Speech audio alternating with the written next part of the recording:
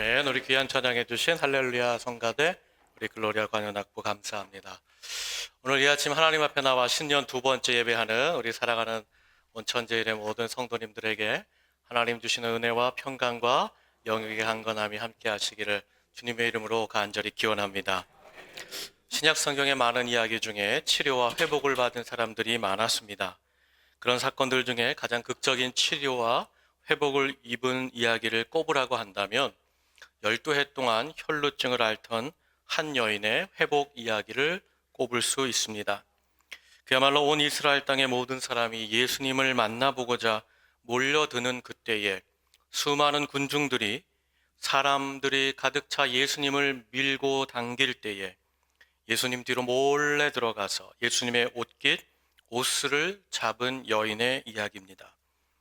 놀라운 것은 이 여인이 그렇게 예수님의 뒤로 들어가 그 옷슬을 만질 때에 그가 알았던 그 질병에서 즉시 치료를 받았다는 사실입니다. 돌이켜보면 그 예수님을 둘러쌌던 수많은 군중들이 이미 예수님을 붙잡고 밀치고 밀리던 상황이었습니다.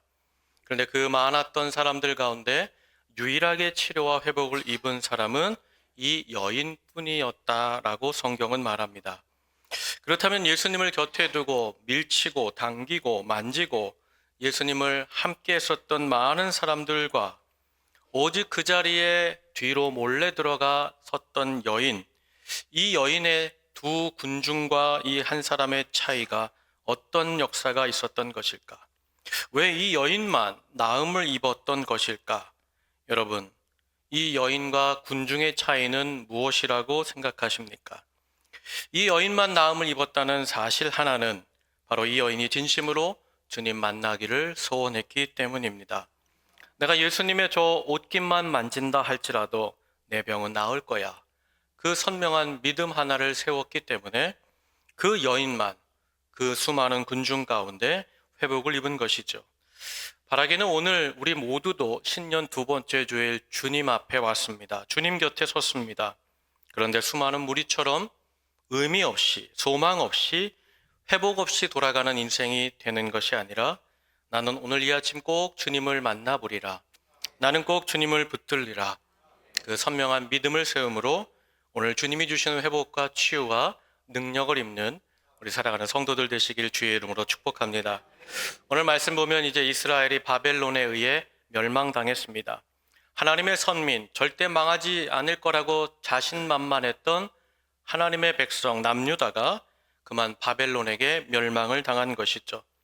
그렇게 70년을 바벨론에 끌려와서 노예로 살 때의 이야기입니다. 그렇게 나라가 망했습니다. 역사 속에서 사라졌습니다. 그리고 70년 동안 바벨론에서 노예살이를 했습니다.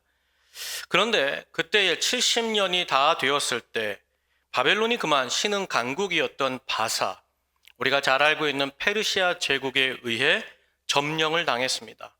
한마디로 바벨론이 페르시아에게 망한 것입니다. 바벨론이 망하면서 이제 바벨론의 노예였던 이스라엘 민족은 새로운 주인 페르시아의 노예가 된 것입니다. 그렇게 70년 동안 종살이를 했습니다. 바벨론이 망했습니다. 그리고 페르시아가 일어나는 이 일은 사실은 이스라엘 민족에게는 대단히 불행하고 절망적인 사건입니다.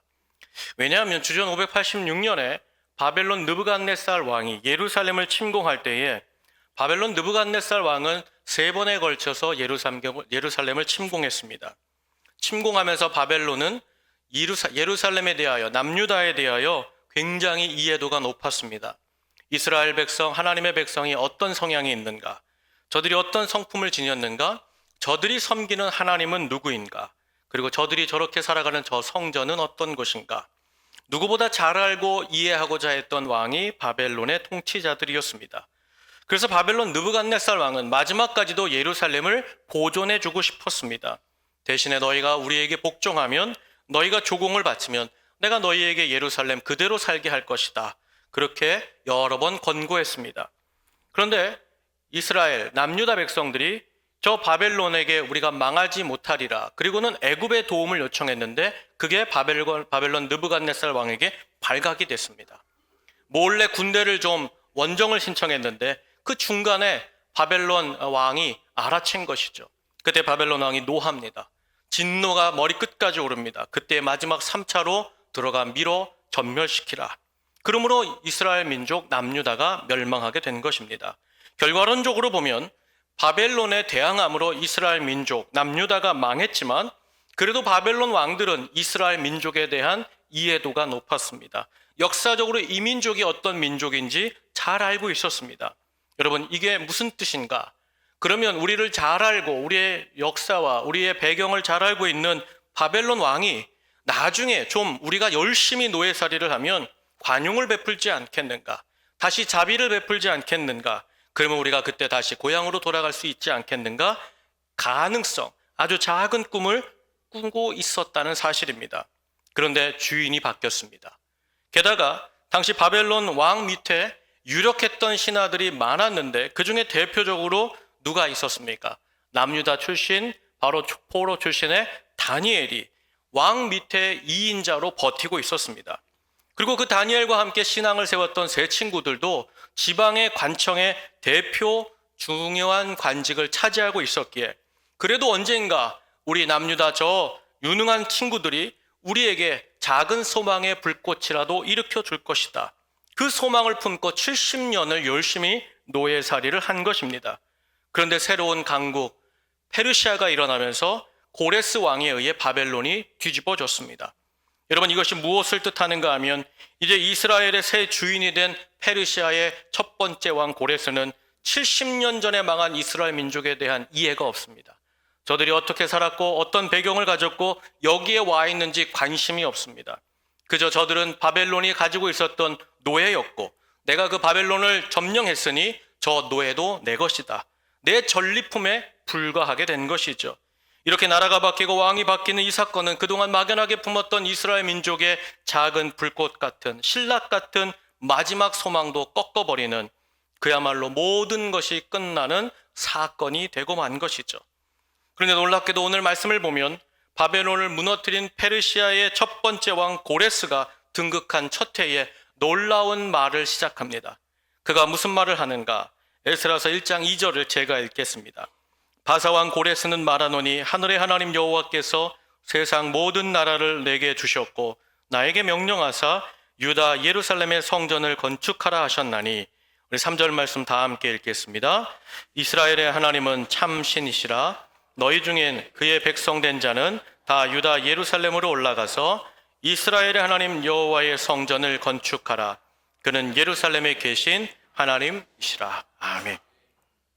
여러분, 이스라엘을 알지 못하는, 하나님을 알지 못하는 바사 페르시아의 왕 고레스가 내린 명령 조서가 무엇입니까? 여기 있는 남유다 백성들, 내 노예된 너희들, 당장 너희는 지금부터 자유다. 너희는 당장 예루살렘으로 돌아가라 명령한 것이죠. 그리고 돌아가서 뭐 하라는 거예요? 하나님의 성전을 건축하라는 겁니다. 사랑하는 여러분, 어떻게 하나님을 믿지도 않는 이방 우상을 섬기는 이방 왕이 이와 같이 너희 이스라엘 백성은 이제 자유인이다. 노예가 아니다. 예루살렘으로 돌아가라. 이제 70년 노예 생활을 마쳤으니 너희는 돌아가 하나님의 성전을 지으라 말할 수 있었던 것일까? 여러분, 도리어 여기서 기적이 멈추지 않습니다. 이제는 고레스가 더 놀라운 일을 명하기 시작합니다. 그 명령이 에스라서 1장 4절에 있는데 우리 한번 다 함께 읽겠습니다. 시작. 그 남아있는 백성이 어느 곳에 머물러 살든지 그곳 사람들이 마땅히 은과 금과 그 밖의 물건과 짐승으로 도와주고 그 외에도 예루살렘에 세울 하나님의 성전을 위하여 예물을 기쁘게 드릴지니라 하였더라. 아멘. 무슨 말을 하는가? 무슨 말을 이어하는가? 이스라엘 백성들, 너희가 돌아가서 성전을 건축하라. 그런데 너희가 성전을 건축할 때에 필요한 것들이 있지 않겠느냐? 그거 지금 여기서 다 준비해서 가야 되는 거죠. 자유인으로 고향가 돌아가서 성전을 건축할 때에 그 성전 건축에 필요한 모든 것을 나 고레스가 다 지원해 주겠다. 그야말로 놀라운 일이 이어지는 거예요. 이때 고레스 왕을 통해 상상도 못하는 소망과 회복을 입은 이스라엘 백성들이 어떻게 하는가? 5절 말씀을 보면 유다와 베냐민 족장들과 제사장들과 레위 사람들 그 마음이 하나님께 감동되어 받고 올라가서 예루살렘의 여호와의 성전을 건축하고자 하는 자들이 다 일어났다 그렇게 말합니다. 이방왕 고레스의 이 명령을 듣는 순간 절망에 빠졌던 이스라엘 민족이 어떻게 했다? 큰 소망을 가지고 예루살렘을 향하여 일어섰다는 거예요. 사랑하는 여러분, 방금 전까지도 우리는 이제 주인이 바뀌어서 이제는 이 바벨론에서 페르시아로 넘어갔으니 이제는 더 이상 노예로 살 수밖에 없다. 소망이 없다. 누가 우리를 알아줄 수 있겠는가? 낙심하고 넘어졌던 하나님의 백성이 다시 회복과 소망으로 일어난 것이죠. 이렇게 하나님의 백성이 새 소망을 품고 예루살렘을 향하여 일어서니까 이번에는 또 어떤 역사가 시작됩니까? 에스라서 1장 6절을 제가 읽겠습니다. 그 사면 사람들이 은그릇과 금과 물품들과 짐승과 보물로 돕고 그 외에도 예물을 기쁘게 드렸더라. 아멘. 여기 보니까 사면 사람들이 여러 가지 물품들을 다 이스라엘 민족에게 주고 마지막에는 기쁘게 예물까지 주었다는 거예요. 여러분, 이 사면 사람들이 누구를 말하는 걸까요? 바로 바벨론, 바사, 메데, 본토 사람들입니다. 이방 사람들입니다. 하나님에 대해 전혀 알지 못하는 우상 숭배자들, 이스라엘 민족과 관계없는 사람들, 그 이방 사람들이 이스라엘 백성들이 다 귀환한다고 하니까 그냥 자기에 있는 것들을 다 내어주고는 어떻게 하는 거예요? 기쁘게 예물을 드렸다는 거예요. 기쁘게 예물을 드렸다는 뜻은 뭐냐면 심에 지나도록 자기가 가지고 있는 모든 것을 다 이스라엘 민족에게 주었다는 거예요. 사랑하는 여러분, 그럼 기적이 여기서 멈출까요? 그렇지 않습니다. 하나님께서 고레스 왕을 통하여서 다시 한번 더 놀라운 기적들을 베푸시는데 우리가 읽진 않았지만 에스라서 1장 7절로 8절을 제가 읽겠습니다. 고레스 왕이 또 여호와의 성전 그릇을 꺼내니 옛적에 느부갓네살이 예루살렘에서 옮겨다가 자기 신들의 신당에 두었던 것이라. 바사왕 고레스가 창고지기 미드르살에게 명령하여 그 그릇들을 꺼내어 세워서 유다 총독 세스바살에게 넘겨주니. 우리 11절 말씀 다 함께 읽겠습니다. 시작. 금, 은 그릇이 모두 5,400개라. 사로잡힌 자를 바벨론에서 예루살렘으로 데리고 갈 때에 그 그릇을 다 가지고 갔더라. 아멘. 70년 전 바벨론 느부갓네살 왕이 마지막 3차 침공을 하면서 성전에 있었던 그 침공하고 탈취했던 5,400개나 되는 그 성전의 기물, 유물, 그릇들을 전부 다 가지고 돌아가라는 거예요. 사랑하는 여러분, 고레스 왕이 이 가져가라는 이 물품들이 쓰레기입니까? 여러분, 이 기물들은 쓰레기가 아니죠. 도리어 예루살렘 성전을 지어 솔로몬이 봉헌할 때에 최고의 것으로 최선을 다해 봉헌했습니다. 그러면 그 안에 있었던 그릇들, 기물들, 보물들, 여러분 그야말로 최고의 재료, 최선의 작품들로 모든 기술자들이 한 땀 한 땀 최고로 만든 보물들입니다. 누가 보든지 한 번쯤 소장하고 싶은 놀라운 것들이고 가치 있는 것들이죠. 사실 우리나라도 일제치하 35년 동안 우리나라의 국보, 보물, 여러분 너무나 좋은 것들을 다 탈취당했습니다. 그리고 오늘날까지도 돌아오지 못하는 많은 것들이 있습니다. 그래서 지금도 우리나라 민족단체와 국립박물관 측에서 수도 없이 그 탈취한 보물과 기물, 유물들을 다시 좀 되돌려 달라고 여러분 못 찾고 애쓰고 수고하며 열심히 그 운동을 벌이고 있지 않습니까? 그래도 저들이 돌려주지 않잖아요. 저들의 것이 아님에도 불구하고 우리의 요청을 묵살하고 돌려줄 생각이 없습니다. 여러분 왜 저들이 우리의 것을 돌려주지 않을까요? 그것이 역사적으로, 문화적으로, 또 재정적으로 엄청난 가치가 있는 거기 때문에 돌려주지 않는 것이죠. 똑같습니다. 여러분 이 고레스 왕이 바벨론을 점령하면서 그 바벨론 신의 신전 창고를 열어보니까 뭐가 있어요? 솔로몬 때에 봉헌한 너무나 좋은 그릇들과 기물들이 가득한 거예요. 여러분 보물들이 가득한 거예요. 그런데 여러분 이걸 다 가져가라, 무상으로 가져가라. 여러분 있을 수도 없는 일이죠. 그야말로 하나님께서 이스라엘 민족에게 모든 절망을 끊으셨던 그 상황에 다시 꿈에도 상상 못하는 기적의 연속극을 펼치시기 시작하고 있다는 거예요. 사랑하는 여러분, 그렇다면 지난 70년 동안 노예로 살았고 이제는 주인이 바뀌었어요. 여러분 회사 생활할 때 내가 이 회사에 어떻게 입사해서 지난 20년, 30년 어떻게 살아왔는지 나를 잘 아는 임원이 있고 회장님이 계시면 얼마나 든든합니까? 그 다음도 볼 수 있잖아요. 그런데 회사의 주인이 바뀌었어요. 그 사람은 나를 몰라요. 그럼 그 회사에 다니는 것이 무슨 의미가 있겠어요? 이제 이스라엘 민족이 그와 같은 상황에 빠진 겁니다. 자신들의 주인이 바뀌었어요. 이제는 정말 내가 소망을 둘 곳이 없구나, 다시 내가 뭔가 회복할 길이 없구나, 그 절망 속으로 빠져가는 이들에게 어떻게 이와 같이 이방 왕을 통하여서 놀라운 일들이 계속 연속적으로 상상하지 못한 레이스가 시작됐는가 이것이죠. 그야말로 역사 속에 잊혀졌습니다. 그저 노예로만 연명하던 인생들이었습니다. 그런데 고레스 왕이 칙령을 발표합니다. 너희는 고향으로 돌아가라. 너희는 더 이상 노예들이 아니다. 너희들이 성전을 지어라. 너희들의 신을 향한 신전을 지어라. 필요한 거 다 내가 공급하리라. 그랬더니 사방에 있는 친구들이, 이웃들이 그냥 헌금을 하고 도와주고 가득가득 돈을 주는 거예요. 그러면서 고레스가 이야기하는 거죠. 잠깐 바벨론 신전에 가면 너희들 솔로몬 때에 봉헌했던 그 유물들이 있는데, 그 그릇들이 있는데 너희들 그것도 가지고 가면 어떻겠느냐. 이런 놀라운 제안까지 했다는 거예요. 사랑하는 여러분, 어떻게 이런 일이 이스라엘 민족에게 있었을까? 이제 마지막 희망까지 다 놓아버린 이 민족에게 어떤 일이 일어나고 있는 것일까? 사랑하는 여러분, 왜 이런 기적의 레이스가 일어난 것일까요? 사랑하는, 그 답이 에스라서 1장 1절에 있는데 제가 읽겠습니다. 바사왕 고레스 원년에 여호와께서 예레미야의 입을 통하여 하신 말씀을 이루게 하시려고. 아멘. 여기 보니까 하나님께서 어떻게 하신다는 거예요? 하나님께서 말씀하신 그 역사를 이루게 하시려고 이 기적의 레이스를 시작하게 하셨다는 거예요. 그러면 선지자 예레미야를 통하여 말씀하신 그 약속이 무엇일까? 그 말씀이 무엇일까?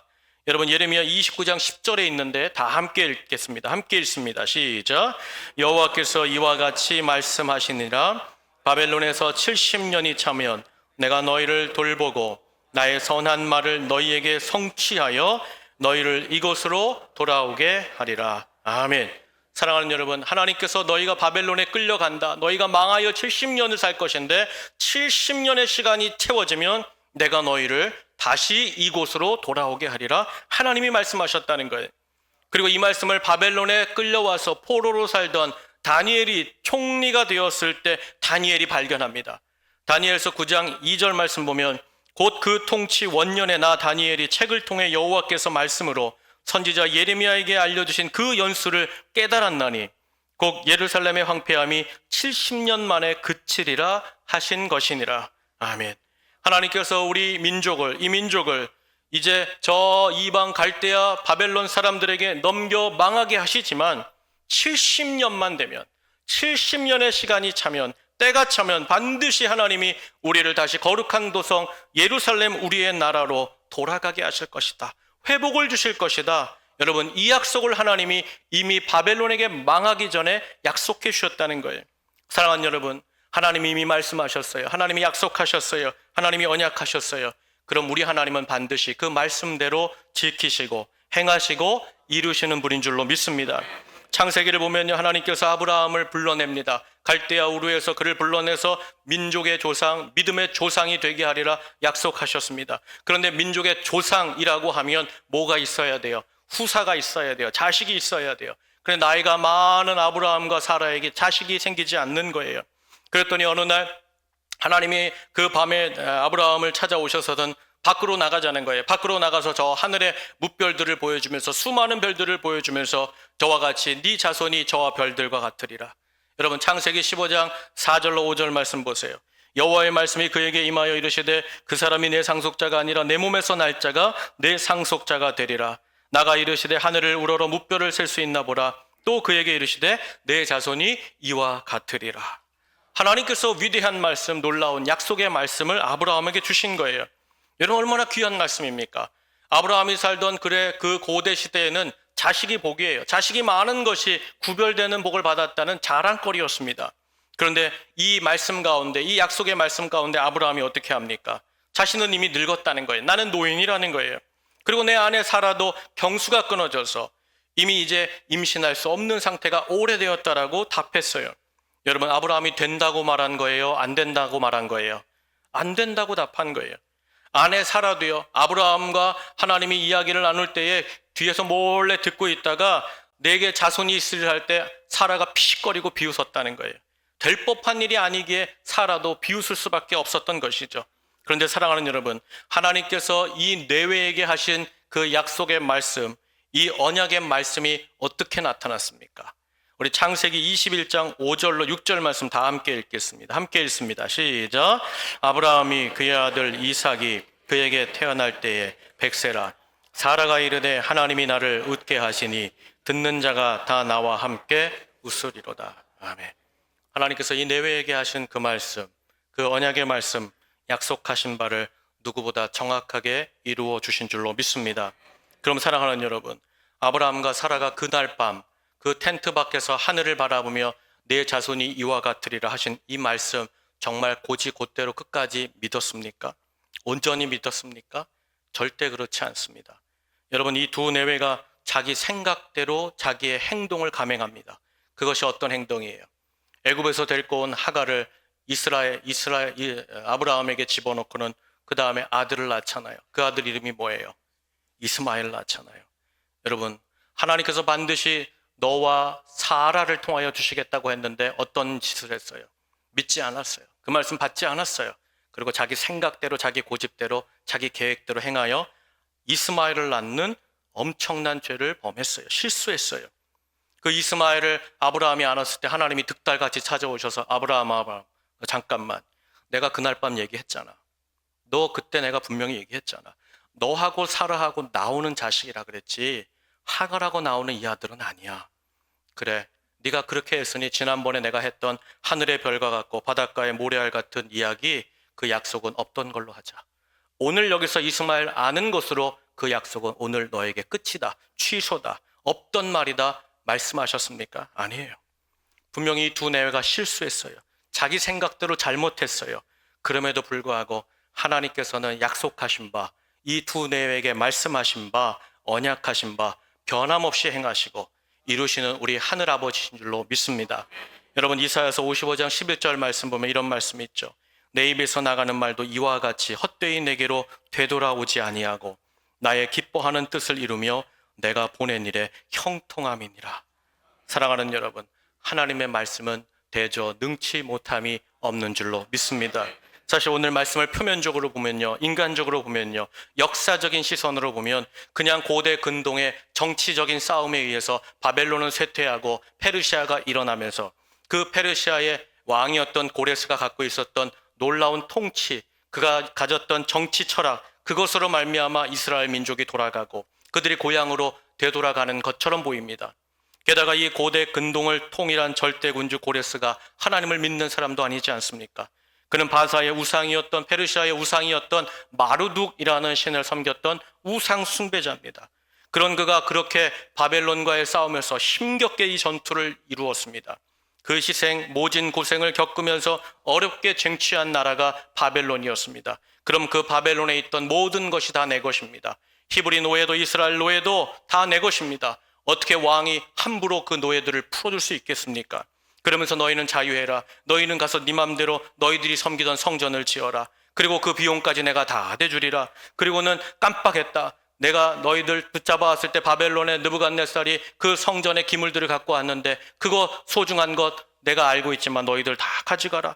그렇게 떠날 때에 이웃 사람들이, 주변 사람들이 그냥 호주머니를 털어서 있는 힘을 다해서 그들에게 헌금까지 했다? 여러분, 이게 가능한 일입니까? 한번 생각해 보세요. 세상에 어떤 왕이, 세상에 어떤 사람들이 노예들에게 이런 역사를 베풉니까? 노예면 더 가까이 내 주변에서 더 열심히 나를 위해 일해라. 너희들 가지고 있는 호주머니인 것까지 다 내 것이다. 이렇게 말하는 게 세상의 왕인데 어떻게 고레스가 엄청난 이런 놀라운 역사의 주인공이 되었는가? 바로 이것이죠.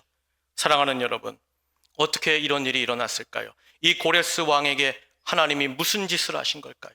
하나님이 어떻게 하신 걸까요? 여러분, 그 답도 에스라 1장 1절에 있지요.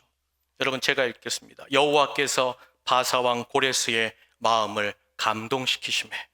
하나님께서 이방 사람, 믿지도 않는 사람의 마음을 감동시킴으로 하나님께서 하나님의 일들을 일어나게 하시고 이루어 가시는 줄로 믿습니다. 사랑하는 여러분, 하나님께서 이방한 고레스의 마음을 감동하게 하셨다. 그의 영을 만지셨다는 거예요. 여기서 감동하게 했다는 말은 뭐냐면 하나님의 손으로 단 한 번 꽉 쥐었다 놨다는 거예요. 하나님의 손으로 그의 마음을 한번 이렇게 쓰다듬어 주셨다. 그것이 감동시키심의 원뜻이에요. 사랑하는 여러분, 그렇게 한번 하나님이 사람의 마음을 쥐었다 놓으시니까 어떤 일이 벌어집니까? 막혔던 길이 열리고 보이지 않던 길이 보여지고 눈앞에 놀라운 기적의 행진, 하나님의 회복의 행진이 일어난 줄로 믿습니다. 사랑하는 여러분, 오늘 우리에게도 마찬가지죠.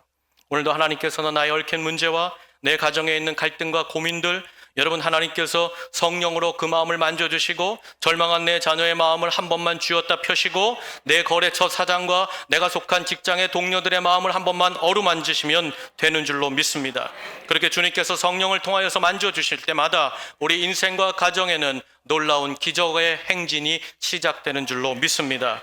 지금 우리에게는 막막할 수 있지요. 답답할 수 있지요. 그러나 하나님께서 감동을 주시면 모든 것은 주 뜻대로 이루어지고 하나님의 말씀대로 다시 드러나는 줄로 믿습니다.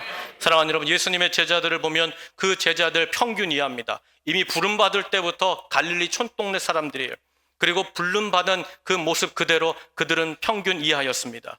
사람이 좀 무식하고 사람이 좀 단순하면 의리도 있어야 되는데 저들은 예수님과 함께 3년을 살았음에도 불구하고 십자가 앞에서 예수님 다 부인하고 저주하고 겁을 집어먹고는 도망치던 비겁한 사람들이었습니다. 그런데 놀랍게도요, 사도행전을 읽어보면 저들의 인생이 다르게 기록되어 있습니다. 복음서와 사도행전의 제자는 완전히 다른 모습입니다. 저들은 예수님과 함께 있을 때에는 부끄럽고 정말로 부족한 모습이었는데 그들이 예수님을 떠나 그들이 홀로 그 사도행전의 길을 걸 때에는 주님께만 영광을 드리고 주님께만 인생을 드리는 마침표를 찍는 사람들이 되었다는 거예요. 어떻게 저들의 인생이 이와 같이 바뀔 수 있을까? 천지개벽하듯이 그의 인생이 어떻게 이렇게 변화의 삶을 살 수 있었던 것일까? 사랑하는 여러분, 그 답이 어디 있을까요? 사도행전 1장 8절에 보면 이런 말씀이 있습니다. 우리가 다 함께 읽겠습니다. 함께 읽습니다. 시작.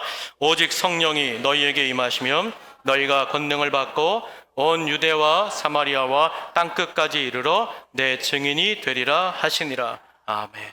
아무리 정말 볼품없는 인생, 상황과 환경에 두려움에 떠는 제자들이라도 성령께서 저들의 마음을 한번 만져주시니까, 그 마음에 감동을 주시니까 여러분, 이전 삶에서 벗어나 새로운 하나님께 쓰임받는 위대한 역사의 증인들로, 사도들로 우리에게 기록되게 하신 줄로 믿습니다.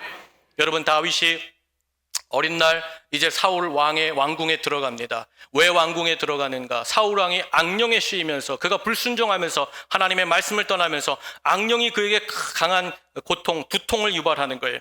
그래서 사울 왕이 궁중에 있는 많은 악사들을 불러다가 오늘 말로 하면 음악 치료를 시작합니다.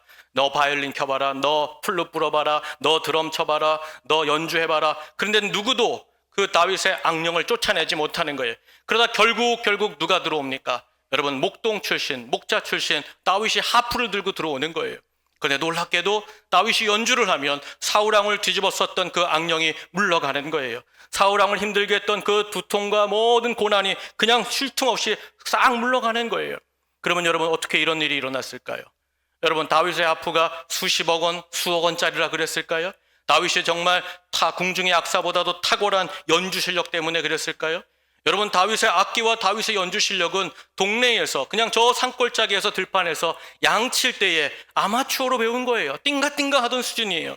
그런데도 놀랍게 궁중의 악사들은 못하는 일을 다윗의 연주는 하나님의 역사로 행하고 있다는 거예요. 왜 그랬을까요? 여러분, 그게 사무엘상 16장 13절에 나옵니다.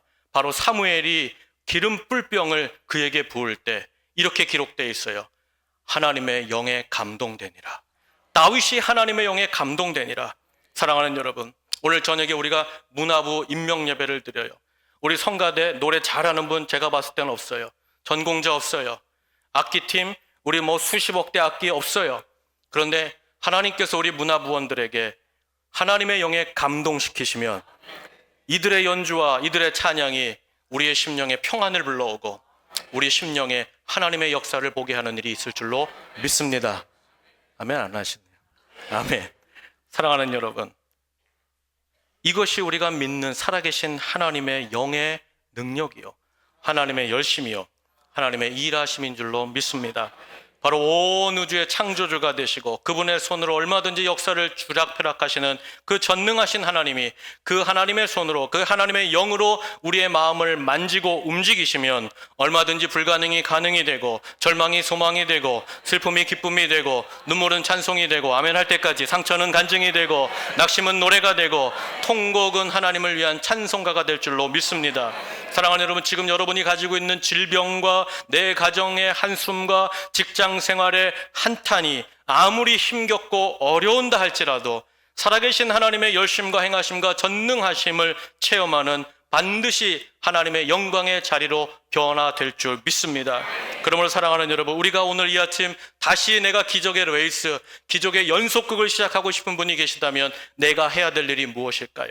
내 가정이 하나님 다시 한번 회복의 레이스가 시작되기 원합니다. 기적의 퍼레이드가 내 인생에 나타나기 원합니다. 그러면 이 레이스를, 이 기적의 퍼레이드를 내가 감당할 수 있고 내가 체험하기 위한 방법이 뭐냐 이거예요.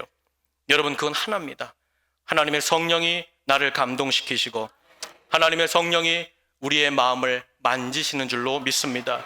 여러분, 그 감동과 사모함을 여러분 붙잡고 구하는 거예요. 예수님께서도 누가복음 11장 13절에서 너희가 악할지라도 좋은 것을 자식에게 줄 알거든 하물며 너희 하늘 아버지께서 구하는 자에게 성령을 주시지 않겠느냐 하시니라 약속하셨어요. 다시 주님의 성령, 그 감동을 구하는 우리 성도들이 되시길 주의 이름으로 축복합니다. 그렇다면 여러분, 내가 하나님의 감동을 구합니다. 성령의 만지심을 구합니다. 그게 무슨 뜻일까요? 그게 내 삶에 구체적으로 어떤 의미가 되고 어떤 역사가 예비되어 있다는 걸까요? 여러분, 성령의 만지심과 성령의 감동을 내가 오늘 구한다는 것은요, 지금 내 인생의 터전에 하나님이 주시는 단비를 구하는 것과 같은 거예요. 무슨 뜻인가 하면 지금 내 삶과 내 형편과 내 모든 관계들이 다 말랐어요. 딱딱해졌어요. 비가 오지 않아서 다 쩍쩍 갈라져 있고 황폐해지고 아무리 척박하다 할지라도 여러분, 그 순간 그 시간부터 하늘로부터 비가 내리면, 여러분, 성령이 임하시면, 성령이 만지시고 성령이 감동하게 하시면 그 터전마다 기름이 지고 심겨지는 그 어떤 것도 자라서 꽃을 피고 반드시 열매 맺는 능력이 있는 줄로 믿습니다.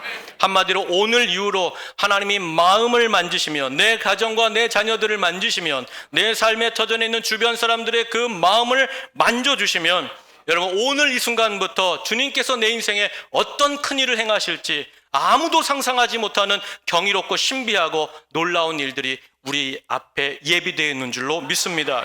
그러므로 사랑하는 여러분, 이 시간 여러분의 인생과 가정과 자녀와 기업과 직장과 삶의 어떤 터전마다 큰 도움이 필요한 분이 있습니까?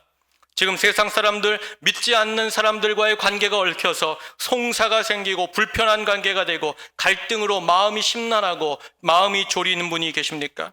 지금 당장 내 앞에 닥친 건강, 물질, 꼬여진 인간관계 때문에 길이 없어서 더 이상 이걸 어떻게 풀어야 되나, 거래처와 내가 어떻게 해야 되는가, 또 직장 상사와 부하 직원과 내가 어떻게 해야 되는가, 선생님과 학생과 이 모든 관계가 어떻게 해야 되는가, 마음 졸이는 분이 여기 계시다면, 사랑하는 여러분, 하나님께서 약속하신 말씀을 붙잡기를 주의 이름으로 축복합니다. 그 약속의 스가랴서 4장 6절에 있는데 우리 믿음으로 한번 다 함께 읽겠습니다. 함께 읽습니다. 시작. 만군의 여호와께서 말씀하시되 이는 힘으로 되지 아니하며 능력으로 되지 아니하고 오직 나의 영으로 되느니라. 아멘. 저를 따라하세요. 나의 영으로 되느니라. 성령으로 일어나니라. 아멘. 사랑하는 여러분, 보세요. 우리가 살아가는 인생은 단 한 번뿐입니다. 우리는 두 번, 세 번 사는 인생이 아니에요. 우리는 시작을 하신 하나님이 있고 마무리에 짓는 하나님이 계신 단 한 번의 인생을 사는 사람입니다.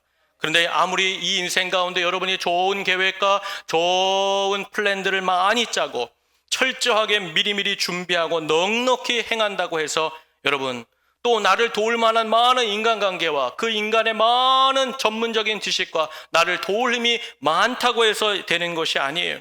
여러분, 인생의 성공과 인생의 역사는, 여러분, 기적은 성령의 단비, 바로 전능하신 주님이 만져주실 때 그 성령의 감동이 우리의 삶의 터전에 나타나고 일어날 때만 시작되는 줄로 믿습니다.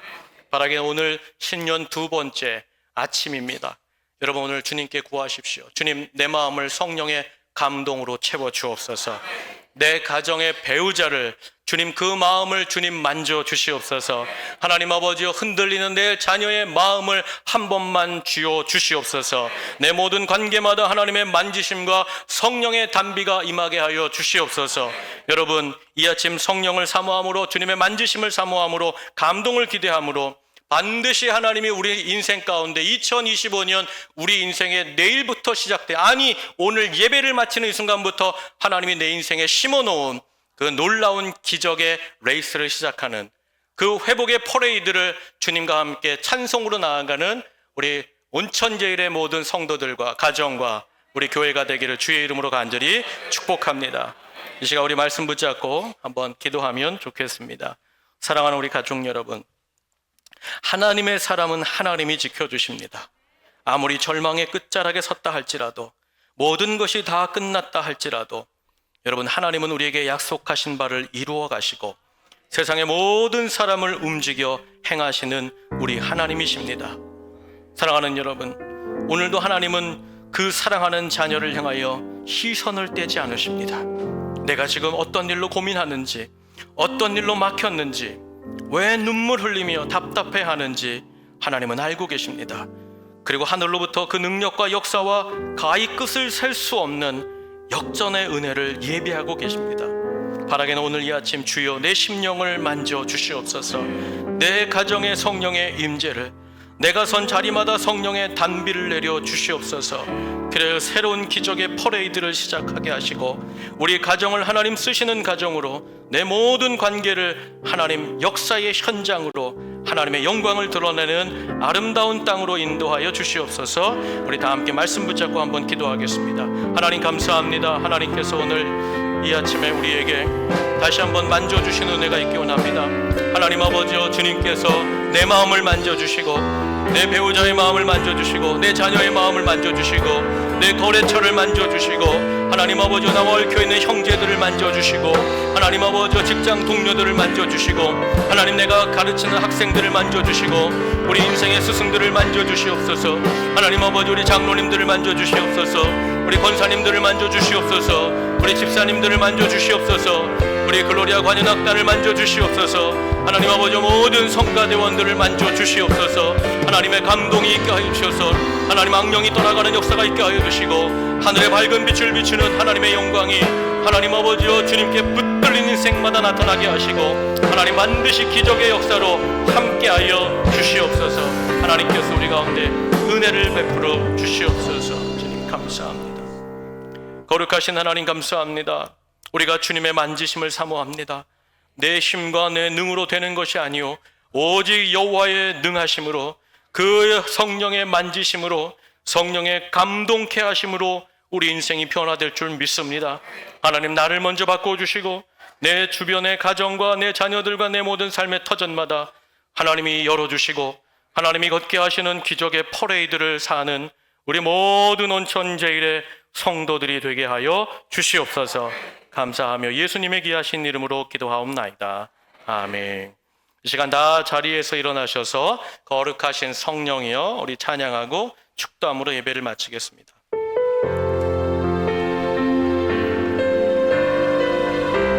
거룩하신 성령이여, 할렐루야.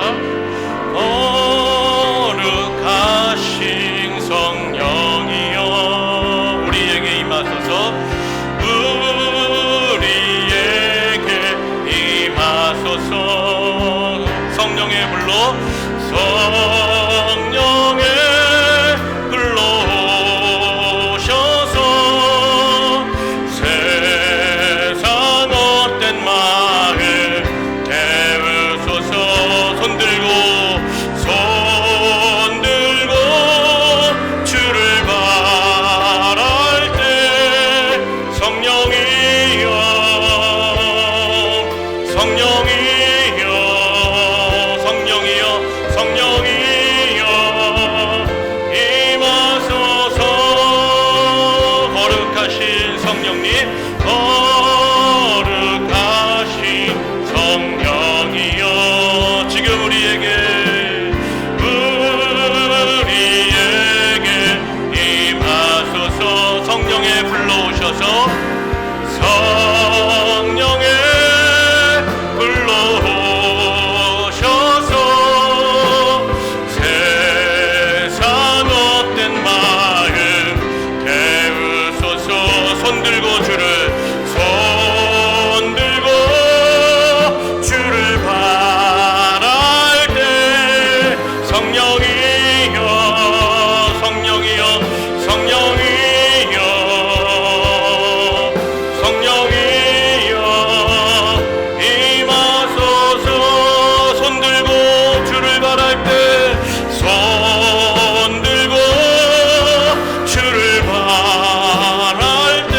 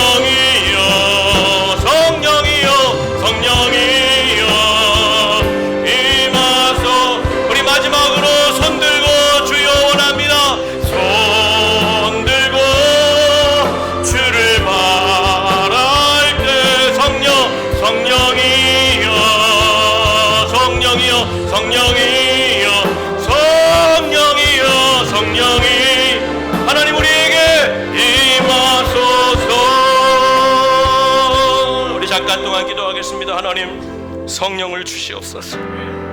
메마른 이 토지 위에 은혜의 단비를 주시옵소서. 이른 비와 늦은 비를 주시옵소서. 큰 감동을 주시옵소서. 내 가정에 하나님의 영광이 드러나기 원합니다. 하나님 전무후무한 기적의 레이스, 회복의 퍼레이드를 올 한해 살기 원합니다.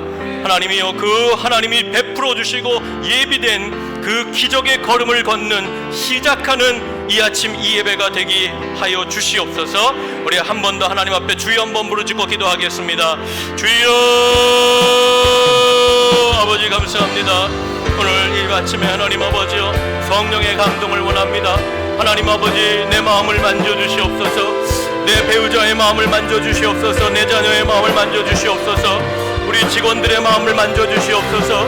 하나님, 직장 상사의 마음을 만져주옵소서. 나와 송사 가운데 있고 불편한 사람의 마음을 만져주시옵소서.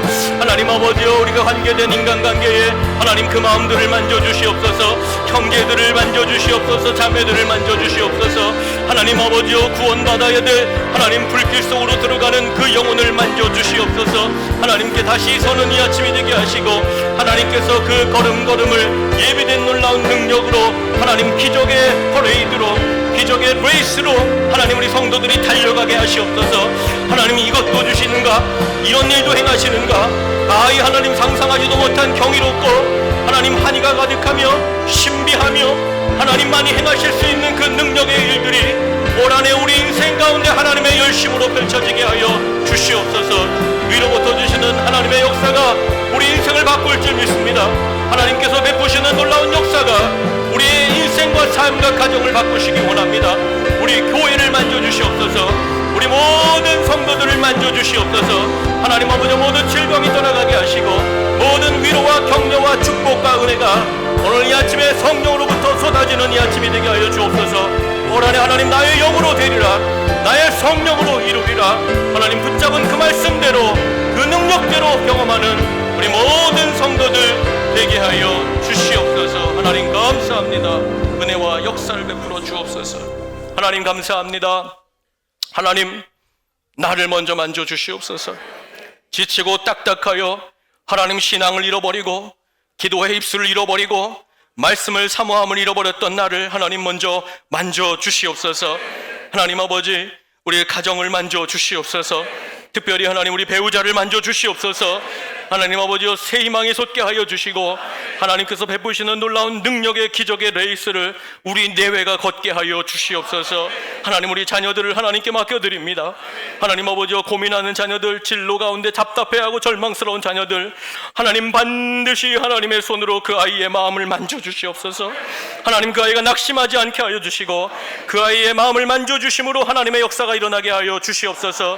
우리의 삶의 터전의 모든 인간관계에 하나님 먼저 예비됨으로 만져주시고 감동을 주시옵소서. 거래처의 사장을 만져주시옵소서. 우리 직장 동료들을 만져주시옵소서. 하나님, 내가 속한 모든 가문과 가족들, 형제들을 만져주시옵소서. 하나님, 우리 교회에 우리 사랑하는 성도들을 하나님 뜨겁게 오늘 만져주시옵소서. 이제는 우리 구주 예수 그리스도의 은혜와 하늘아버지의 무한하신 사랑하심과 오늘도 살아 역사하시는 하나님 성령님의 감화감동 교제 고통하시는 그 뜨거운 만지심과 역사가 오늘 이 아침 하나님이 내 모든 삶의 기적을 베푸시리라. 내가 주의 성령으로 말미암아 이제 기적의 레이스를 달려가리라. 회복의 퍼레이드를 걸어가리라. 그 믿음을 가지고 나아가는 우리 사랑하는 온천제일의 모든 성도들의 머리 위에, 저들의 가정과 자녀들과 모든 삶의 터전 위에 하나님이 사랑하시는 성령의 공동체, 주님이 붙드시는 우리 온천제일교회 위에, 이 나라와 이 민족 위에 이제로부터 영원토록 함께 계시기를 간절히 축원하옵나이다. 아멘, 아멘, 아멘.